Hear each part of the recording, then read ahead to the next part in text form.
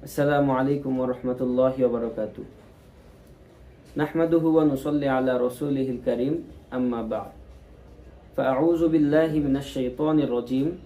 বিসমিল্লাহির রহমানির রহিম। কুল হাল ইয়াস্তাবিল লাযীনা ইয়া'লামুনা ওয়াল লাযীনা লা ইয়া'লামুন ইন্নামা ইয়াতাযাক্কারু উলুল আলবাব।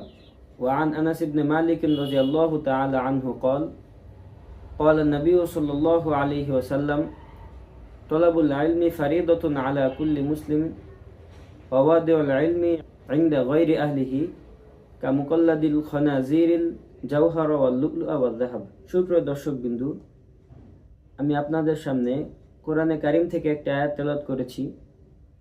যে আয়াতের মধ্যে আল্লাহ তাআলা বলেন, কুল হাল ইয়াস্তাবিল লাযীনা ইয়া'লামুনা ওয়াল লাযীনা লা ইয়া'লামুন।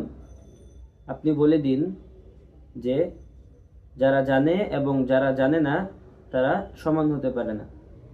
ইন্নামা ইয়াতাযাক্কারু উলুল আলবাব, শুধুমাত্র জ্ঞানীরাই উপদেশ গ্রহণ করে থাকে। এবং আমি আপনাদের সামনে ইবনে মাজার 224 নম্বর হাদিস বর্ণনা করেছি। নবী করিম সাল্লাল্লাহু আলাইহি ওয়াসাল্লাম বলেন, তলাবুল ইলমি ফারিদাতুন আলা কুল্লি মুসলিমিন, যে সকল মুসলমানদের উপর ইলম অর্জন করা হলো ফরজ।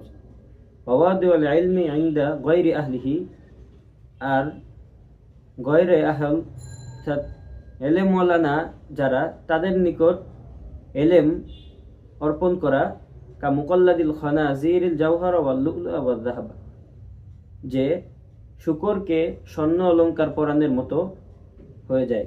অর্থাৎ অনুপযুক্ত ব্যক্তির নিকট ইলম অর্পণ করা তা শূকরকে স্বর্ণ অলংকার পরানোর ন্যায় হয়ে যায়। সুপ্রিয় দর্শক বিন্দু, আমি আপনাদের সামনে কোরআনে কারীম থেকে একটি আয়াত এবং হাদিস থেকে একটি হাদিস বর্ণনা করেছি, যার মধ্যে ইলমের ফজিলত বর্ণনা করেছে, ইলমের প্রয়োজনীয়তা বর্ণনা করেছে। সুতরাং আমরা সকলেই ইলম অর্জন করব ইনশাআল্লাহ। আল্লাহ তাআলা আমাদেরকে তৌফিক দান করুক। ওয়া আখিরু দাওয়ানা আনিল হামদুলিল্লাহি রাব্বিল আলামিন।